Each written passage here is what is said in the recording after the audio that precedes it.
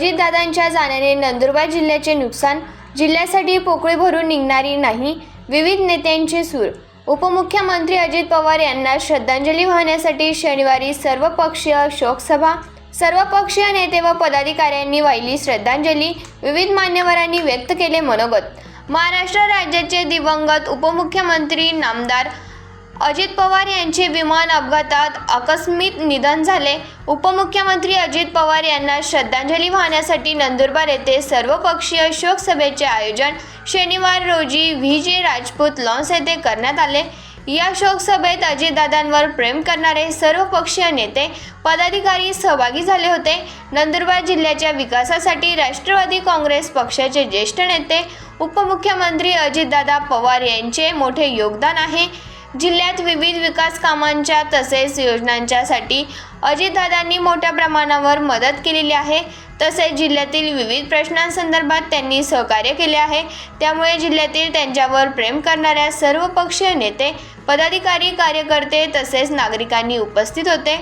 यावेळी आमदार आमशा पाडवी, राष्ट्रवादी काँग्रेस पक्षाचे जिल्हाध्यक्ष डॉक्टर अभिजित मोरे, भारतीय जनता पार्टीचे जिल्हाध्यक्ष निलेश माळी, उद्योगपती मनोज रघुवंशी, जिल्हा परिषदेचे माजी अध्यक्ष भरत गावित, नवापूरचे नगराध्यक्ष जयवंत जाधव, तळोदा नगराध्यक्ष भाग्यश्री चौधरी, शहाद्याचे नगराध्यक्ष अभिजित पाटील, शिवसेना शिंदेगड जिल्हा प्रमुख गणेश पराडके, शिवसेना उबाटा प्रमुख अरुण चौधरी, जिल्हा प्रमुख पंडित माळी, समिधा नटवादकर, कीरसिंग पाडवी, जिल्हा परिषदेचे माजी सभापती रतन पाडवी, मोहन शिवाळे, जिल्हा सरचिटणीस मधुकर पाटील, राष्ट्रवादी महिला जिल्हाध्यक्ष सीमा सोनगरे, राष्ट्रवादी युवक काँग्रेसचे जिल्हाध्यक्ष सीताराम पावरा, नरेंद्र नगराळे, माजी नगराध्यक्ष रवींद्र परदेशी, मोहन माळी, योगेश चौधरी, मालती वळवी यांच्यासह सर्व पक्षांचे नेते, पदाधिकारी, नगरसेवक उपस्थित होते। यावेळी विविध पक्षांच्या नेत्यांनी श्रद्धांजलीपर मनोगत व्यक्त केले। जिल्हाभरातून मोठ्या संख्येने विविध पक्षाचे पदाधिकारी, कार्यकर्ते उपस्थित होते। यावेळी राष्ट्रवादी काँग्रेस पक्षाचे जिल्हाध्यक्ष डॉक्टर अभिजित मोरे काय म्हणाले ते पाहूया।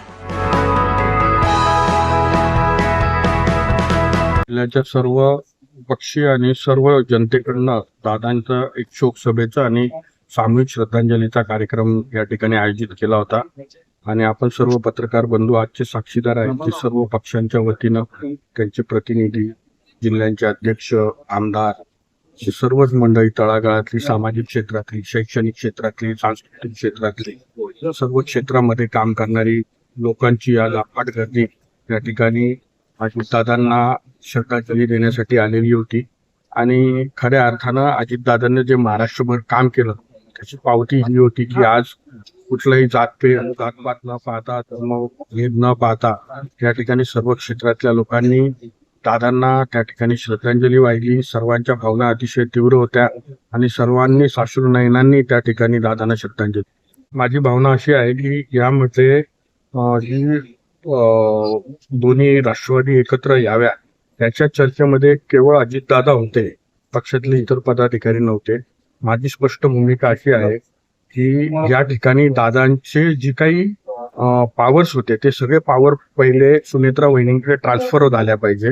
पॉवर अजितदादांच्या कुटुंबाकडे त्या ट्रान्सफर झाल्यानंतर सुनेत्रा वहिनी जे काही निर्णय घेतील त्या निर्णयाच्या पाठीमागे राष्ट्रवादी काँग्रेस पार्टी उभी राहील। नाही, निश्चितच कार्यकर्ता म्हणून दोन्ही राष्ट्रवादी एकत्र आल्या तर बेरजेचंच राजकारण होणार आहे। मागील महानगरपालिकेच्या निवडणुकात आम्ही एकत्र होतो, जिल्हा परिषदेमध्ये देखील आम्ही त्या ठिकाणी युती केलेली होती, पण ती दोन पक्षांची युती होती।